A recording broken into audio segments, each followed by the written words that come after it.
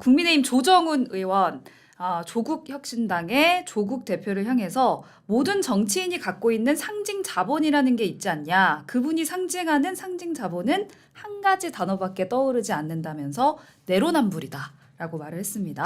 기가 막히죠. 네. 내로남불을 상징하는 정치인이 지지를 받고 국회의원이 되고 법사위나 교육위에 가서 앉아 계신다. 과연 뭘 의미할까?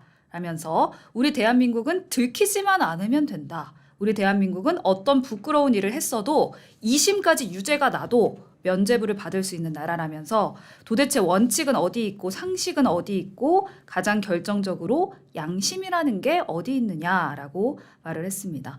정말 한 줌도 안 되는 강한 지지자들이 대한민국을 좌지우지해서는 안 된다. 우든 좌든 정말 너무 극단의 소리들은 국회라는 곳에 적절하지 않다. 국회는 조금 합리적인 분들의 결사체가 돼야 하는데 다음 22대 국회가 걱정된다라고 말을 했습니다. 그리고 조국 대표가 한동훈 특검법 발의하겠다고 밝혔잖아요. 네. 이에 대해서는 특검이 입에 붙은 사람들이다. 이어 특검이라는 단어가 이렇게 가벼운 단어는 아니다. 무조건 무슨 특검 이번 22대 국회 민주당 다수당으로 한 게 탄핵, 특검, 해임, 소위 탄핵, 특검, 해임의 무한 반복이 아니었느냐라고 말을 했습니다. 그러니까 조국 대표에 대해서 특검 남발자다라는 비판의 목소리가 계속해서 나오고 있습니다. 그리고 가끔 민주당 의원들이 거리 집회에 나가서 윤석열 정부 임기 못 맞춘다 이런 발언들 서슴지 않게 하는데 헌법기관으로서 할 말은 아니다. 또 국가를 사랑한다면 어떻게 해서든 우리가 뽑은 대통령이 성공하기를 바라는 것이 국민들의 마음이라고 믿는다. 이렇게 말을 했습니다. 또 지금 조국혁신당에 들어간 황운하 의원, 박은정 검사, 이규원 검사 등이 있지 않습니까? 네. 이 인사들에 대해서는 양질의 우리 사회의 각 분야에서 열심히 일해왔던 분들이 정치라는 분야에 제안을 받았을 때 손살에 치는 장면과 대조가 된다. 악화가 양화를 구축하고 있다. 네, 이렇게 말을 했습니다. 그래서 정치는 저렇게 거칠고 거의 뭐 재판 몇 번은 기본으로 받는 사람들만 하는 거라는 인식이 퍼지고 있으니까 정말 우리 사회에 꼭 필요한 전문성을 갖고 있는 분들이 국회에 들어오는 일들이 적어진다. 이건 정말 반성해야 하는 일이다. 이렇게 덧붙였습니다. 네, 정말 옳은 말씀을 많이 해주셨네요. 네, 뭐 전체적으로 공감을 하지 않을 수 없는 그런 얘기를 조정훈 전 시대정신 대표죠. 지금 이제 국민의힘 의원입니다만은 아무튼 조국 지난 5년 동안 우리나라 국민들을 조국의 늪에 빠뜨렸던 그 장본인, 그의 부인, 그의 딸, 뭐 일가족이 그런 상황에 있었고 조정훈 의원도 얘기했다시피 이른바 내로남불이 영국에서 나오는 사전에 실리는 말입니다. 내로남불 정말 부끄러운 단어가 아닐 수 없는데 맞습니다. 그 내로남불을 상징하는 사람 그게 조국입니다. 지난 5년 동안.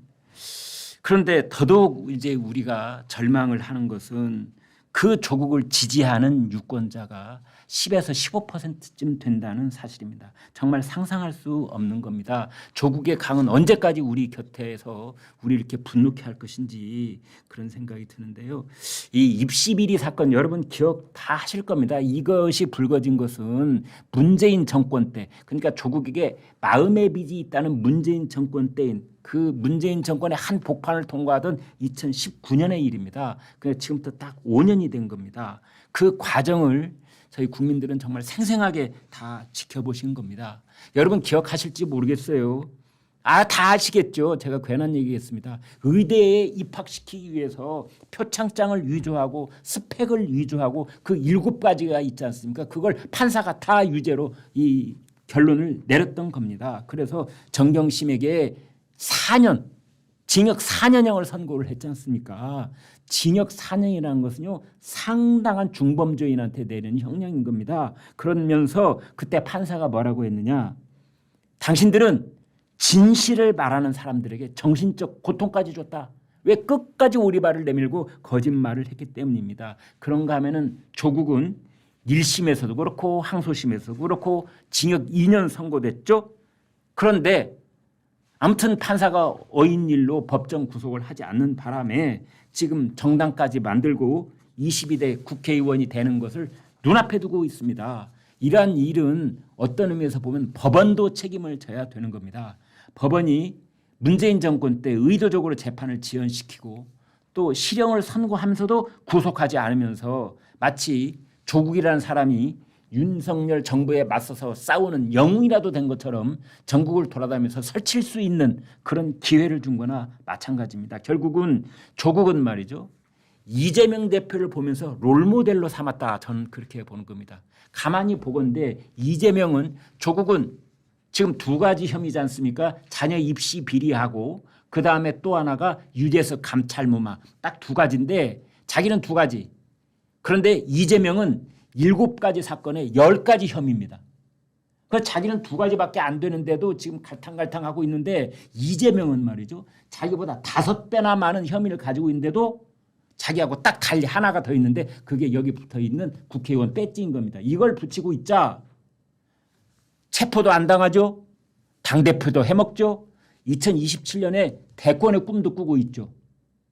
아마 조국이 뒤에서 혼자 손뼉을 치면서 이런 생각을 옳거니 바로 저거다. 만사 제쳐놓고 국회의원 배지가 나의 첫 번째 목표물이다. 그러면은 나도 이재명처럼 내가 이재명보다 못한 게 뭐가 있어.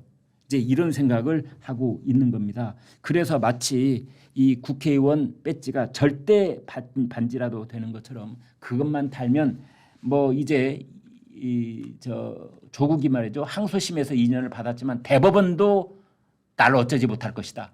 내가 만약 국회의원을 15명, 뭐 20명 이렇게 거느린 당 대표가 된다면 대법원도 나에 대해서 판결을 내릴 때 정치적 부담을 엄청 느끼지 않을 수가 없을 것이다.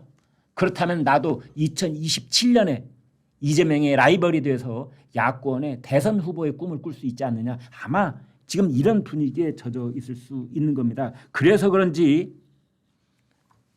오늘 어떤 신문의 칼럼이 이런 말을 썼더군요. 조국 혁신당에 썩은 고기에 파리떼가 몰리듯 범법자들이 조국 혁신당으로 몰려들고 있다. 이런 얘기까지 하고 있습니다. 네, 맞습니다. 지금 이제 조국 혁신당 같은 경우에는 조국의 이름을 걸고 검찰 개혁, 정권 심판 이런 기조를 띄우면서 반윤 연대를 결집을 시키고 있는 모양새고요. 지민비조, 지역구는 민주당, 비례대표는 조국혁신당 전략을 내세워서 지금 더불어민주당과의 상생을 꾀하고 있는 모습입니다.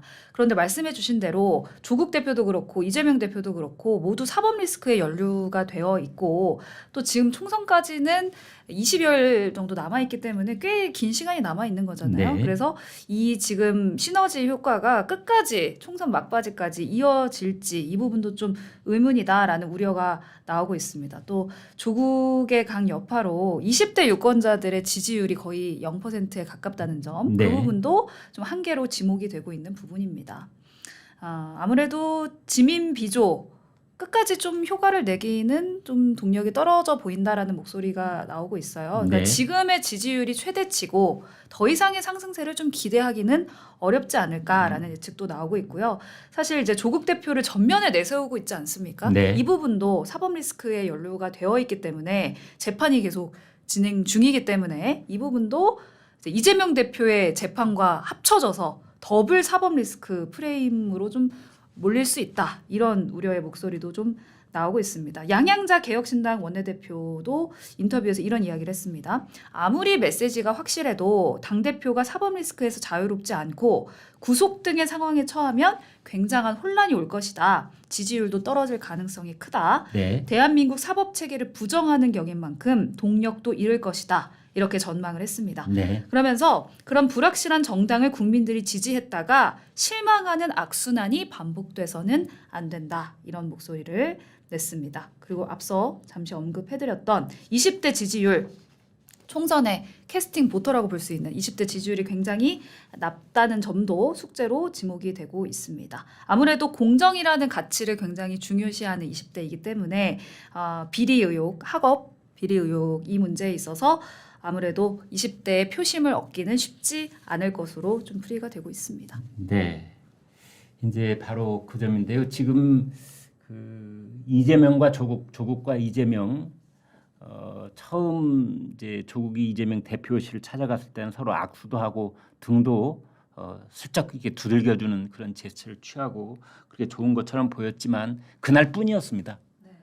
지금 이재명 대표는 상당히 떨떠름한 표정을 감추지 못하고 있는데요. 조국하고 연대를 강화해야 될지 이쯤에서 손절을 해야 될지 어제도 긴 시간 할애해서 여러분과 토론을 했습니다만 바로 이제 그 점인 겁니다. 지금 더불어민주당의 당 지도부의 간부급 되는 인사들이 그 지민 뭐 비조 안 된다. 예. 지민 비민 뭐 지금 그러고 있잖아요. 빵을 몰빵. 들고 다니면서 몰빵론을 지금 내세우고 이제 이러한 선례가 누구냐면 이준석과 이낙연입니다. 네.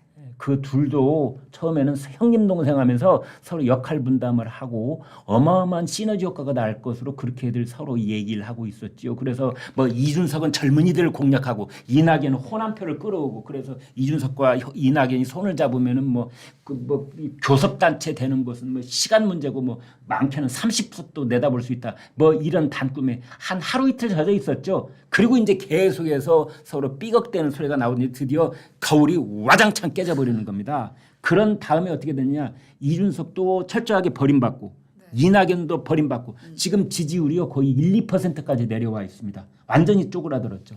그와 똑같은 현상이 이재명과 조국에게도 벌어지고 있다. 총선연대 저는 절대 불가능하다고 보는 겁니다. 두 사람은 물과 기름과 같다. 공통점이 몇 가지 있기는 있죠. 공통점 조국과 이재명과 조국. 첫 번째 범죄의 혐의자라는 점이 공통점입니다. 지금 재판정에 나가야 되고요. 두 사람은 재판소에서 형사사건의 피고인입니다. 두 번째의 공통점 음험한 대권 욕심이 불타오르고 있는 사람. 대권 욕심이 있다는 것이 두 번째 공통점입니다. 네. 세 번째 방탄조끼 즉 금배지가 그 누구보다도 절박하게 필요한 사정이다. 이게 세 번째 공통점입니다. 네 번째는 국민을 배반감과 절망의 구렁텅이로 빠뜨리는 그런 장본이라는 점이 네 가지 공통점이 있습니다. 그리고 그 나머지는 완전히 다른 사람들입니다. 서로 출생 배경도 다르고 생각하는 것도 다르고 지향하는 것도 다르고 절대 합해질 수 없는 연대할 수 없는 그래서 이 두 사람은 결국은 민주당 지지표를 갈라먹는 사람들 그리고 반드시 찢어질 것이고 어느 순간 가장 강력한 가장 험한 말을 주고받는 그런 라이벌이 될 것이다 라고 저는 예측을 해봅니다.